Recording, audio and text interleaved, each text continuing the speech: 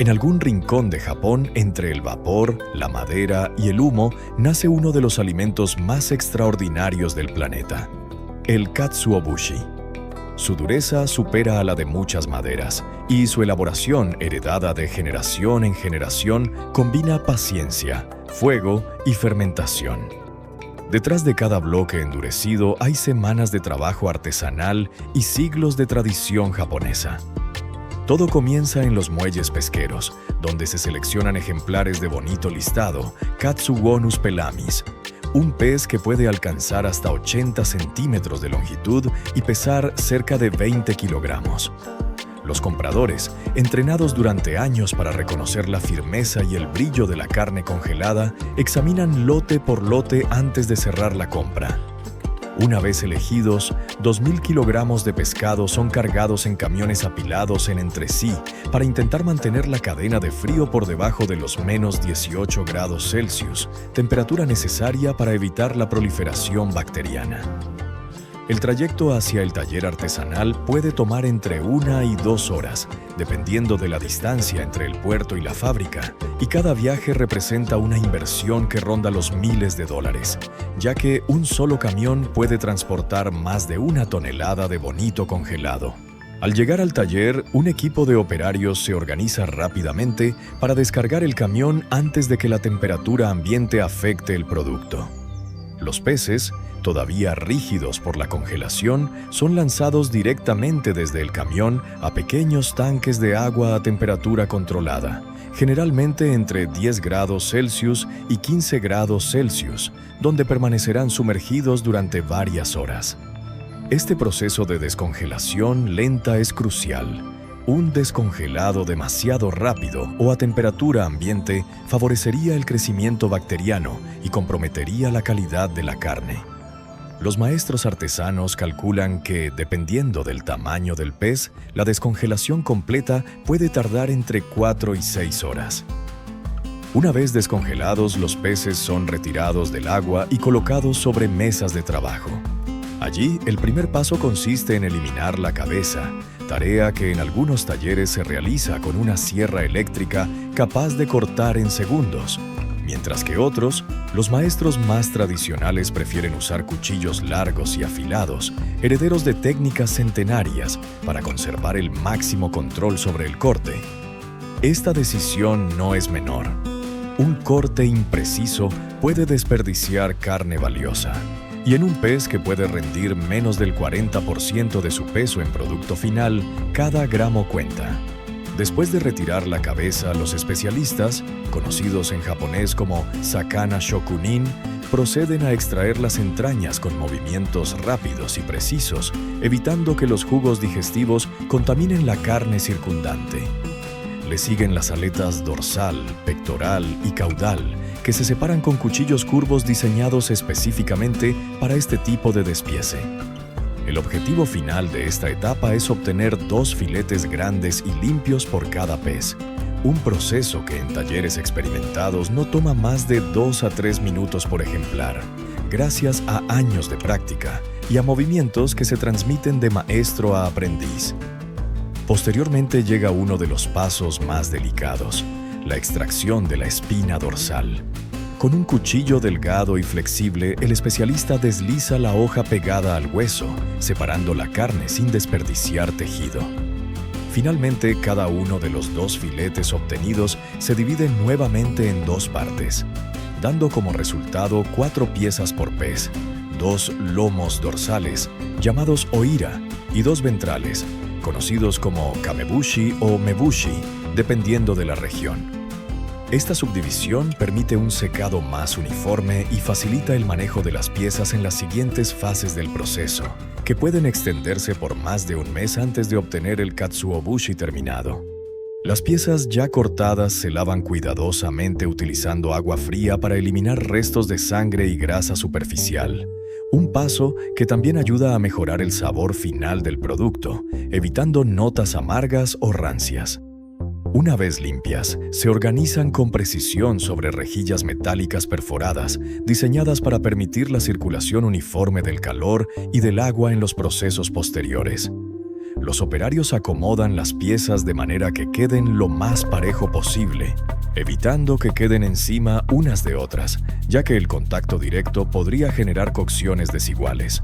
Estas rejillas se van apilando una sobre otra, formando estructuras de varios niveles que pueden contener decenas de piezas simultáneamente. Cuando la pila está completa, un operario la traslada con la ayuda de una carretilla especial hasta la zona de cocción, donde un sistema de poleas o ganchos eléctricos se encarga de levantar la estructura completa, que puede pesar más de 200 kilogramos, y sumergirla lentamente en un tanque de agua caliente. Esta agua se mantiene a una temperatura de entre 75 y 95 grados Celsius, según la tradición de cada taller, ya que temperaturas cercanas al punto de ebullición ayudan a coagular las proteínas rápidamente, sellando los jugos internos y evitando que la carne pierda su forma o se desintegre. Sin embargo, el control de la temperatura no termina ahí. Antes de sumergir una nueva tanda de rejillas, es necesario dejar que el agua baje hasta unos 70 grados Celsius aproximadamente, porque si la siguiente carga entra con el agua demasiado caliente o sube de temperatura con demasiada rapidez, las piezas pueden agrietarse o deformarse. Y si, por el contrario, el agua está demasiado fría o tarda demasiado en calentarse, la carne no fija bien su sabor. Transcurrido el tiempo de cocción, que puede oscilar entre 60 y 90 minutos, dependiendo del grosor de las piezas, el operario retira las rejillas apiladas del tanque con ayuda del mismo sistema de poleas. Inmediatamente después, las piezas se sumergen en agua limpia y fría, un choque térmico que detiene la cocción y facilita el manejo posterior. Una vez que la carne alcanza una temperatura manejable para las manos, comienza uno de los procesos más meticulosos de toda la elaboración: el desespinado. Con pinzas metálicas de punta fina, los trabajadores revisan pieza por pieza, palpando con los dedos para detectar las diminutas espinas que quedaron ocultas tras el fileteado inicial. Se estima que un solo lomo de bonito puede contener docenas de espinas pequeñas, muchas casi invisibles a simple vista, por lo que esta tarea exige extrema paciencia y buena iluminación. Los maestros más experimentados explican que el proceso consiste en retirar una espina a la vez, con extremo cuidado, porque si se olvida alguna, después será mucho más difícil extraerla, ya que al cocinarse la carne se contrae de forma desigual alrededor de cada hueso, generando pequeños pliegues y cavidades internas que complican el trabajo si no se hace con precisión desde el primer momento. Cada pieza revisada se coloca cuidadosamente en una bandeja tipo rejilla, lista para continuar su transformación hacia el ahumado, garantizando que el producto final sea completamente seguro para el consumo. Con las piezas ya libres de espinas, comienza una de las etapas más simbólicas del proceso: el ahumado. Los maestros artesanos encienden los hornos tradicionales utilizando periódico como iniciador y leños que aportan aromas característicos al producto final. Estos hornos, excavados o construidos con casi 2 metros de profundidad, funcionan como cámaras de humo controlado, donde la temperatura y la intensidad del fuego se regulan constantemente para evitar que la carne se queme o se cocine en exceso. En muchos talleres, la sala de ahumado está diseñada como una estructura de 3 pisos con una red tendida bajo cada nivel, de modo que el conjunto funciona como una gran chimenea. El calor y el humo generados en la base ascienden con fuerza a través de cada piso, tostando las piezas de bonito que descansan sobre las redes de arriba. Las bandejas con las piezas desespinadas se colocan sobre esta estructura, apiladas en varios niveles, aprovechando precisamente esa corriente ascendente para que el humo envuelva completamente cada trozo de pescado de manera uniforme. Este primer ciclo de ahumado puede durar entre 30 y 45 minutos y se repite varias veces a lo largo de varios días, en algunos talleres hasta 15 sesiones, alternando periodos de humo con tiempos de reposo. Cada repetición reduce la humedad interna de la carne y añade capas de sabor ahumado, además de crear una costra protectora que ayuda a prevenir el deterioro microbiano. Se calcula que este proceso completo puede reducir el peso original del pescado hasta en un 80%, concentrando así los sabores umami que caracterizan al katsuobushi. Los propios artesanos explican que, tras la cocción en agua caliente, la humedad se elimina de forma gradual durante el ahumado. Y es precisamente esa pérdida progresiva de agua lo que multiplica la vida útil del producto, permitiendo que se conserve durante meses sin necesidad de refrigeración, algo excepcional para un alimento derivado del pescado. Una vez completados los primeros ciclos de ahumado, las piezas se retiran de los hornos y se dejan reposar durante algunas horas para estabilizar su temperatura y textura. En este punto, el maestro artesano entrega a sus empleados una pasta especial, elaborada con carne de bonito finamente picada, que se aplica sobre la cara de la pieza casi como si fuera un maquillaje. Esta labor cumple en realidad dos funciones distintas y complementarias.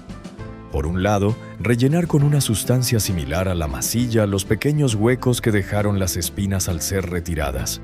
Por otro, aplicar una capa cosmética que disimula arañazos y le da a la pieza una forma más estética y pareja. Con movimientos precisos, los trabajadores cubren cada pieza por completo, prestando especial atención a los bordes y a las zonas donde la carne pudo haberse resecado en exceso. Pero esta pasta no es solo estética. Su función más importante es ralentizar el proceso de ahumado y evitar que la pieza se agriete, ya que actúa como una protección para la piel, la cual tiende a contraerse con el calor y el humo. Al frenar esa contracción brusca, la pasta ayuda a que la textura final sea más uniforme y controlada. Una vez cubiertas, las piezas regresan nuevamente al horno ahumador, donde permanecerán otro periodo similar al anterior, generalmente entre 30 y 60 minutos adicionales antes de pasar a una nueva fase de reposo que puede extenderse durante uno o varios días, dependiendo de las condiciones de humedad ambiental y del criterio del maestro artesano a cargo del taller. El maestro especialista, verdadero guardián de la tradición, supervisa constantemente cada lote de katsuobushi, almacenándolos en tobos o baldes de madera que ayudan a mantener condiciones estables de temperatura y ventilación. Existen en realidad cerca de 30 variedades distintas de katsuobushi, aunque todas pueden agruparse en dos grandes categorías. El arabushi, que concluye su elaboración únicamente con las rondas de ahumado, y el honkarebushi, la versión más elaborada y prestigiosa, que suma además un proceso de fermentación controlada con moho. Para lograr este segundo tipo, el maestro rocía cada pieza con una solución de esporas específicamente seleccionada para este propósito. Al cabo de aproximadamente una semana, la superficie del katsuobushi adquiere un característico tono verdoso, cubierta por un moho tan fino que llega a flotar en el aire de la sala como una nube de polvo. Este hongo, lejos de ser un defecto, resulta esencial. Al absorber la humedad remanente de la pieza, se alimenta de los aceites internos que aún quedan en la carne, descomponiéndolos y eliminando así sustancias que podrían generar sabores rancios.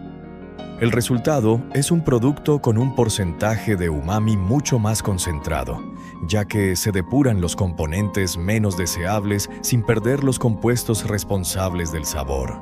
Cuando el maestro considera que la pieza conserva todavía humedad interna, algo que reconoce al tacto o incluso por el sonido que produce al golpearla suavemente, ésta se saca directamente al sol, colocada sobre tatamis tradicionales o sobre sus propias bandejas de secado. Dependiendo de la temperatura y la humedad ambiental, este secado solar puede tomar entre 1 y 2 horas. Y una textura final esponjosa y ligeramente polvorienta al tacto es, según los propios artesanos, señal inequívoca de muy buena calidad. Como cierre simbólico de todo el proceso, el maestro artesano ofrece una demostración que resume décadas de conocimiento acumulado. Sostiene con firmeza una pieza de katsuobushi completamente curado y la desliza con precisión sobre una herramienta especial llamada katsuobushi kesuriki, una especie de cepillo con una cuchilla extremadamente afilada en su interior. Con un movimiento suave pero firme, la pieza pasa por la cuchilla y se transforma instantáneamente en finísimas virutas rosadas casi transparentes que caen en cascada sobre la mesa. Esta demostración no es solo un gesto ceremonial, sino la prueba definitiva de que el proceso ha sido exitoso. Solo un katsuobushi correctamente curado, con la dureza y la sequedad adecuadas, puede cortarse en láminas tan delgadas sin quebrarse ni desmoronarse. Estas virutas, conocidas como katsuobushi kesurikatsuo, son las mismas que después se usan para preparar el famoso kaldo dashi, base de innumerables platos japoneses. Así, tras semanas de trabajo artesanal, fuego, humo y paciencia, un simple pez se convierte en uno de los alimentos más duros, complejos y venerados de la gastronomía mundial.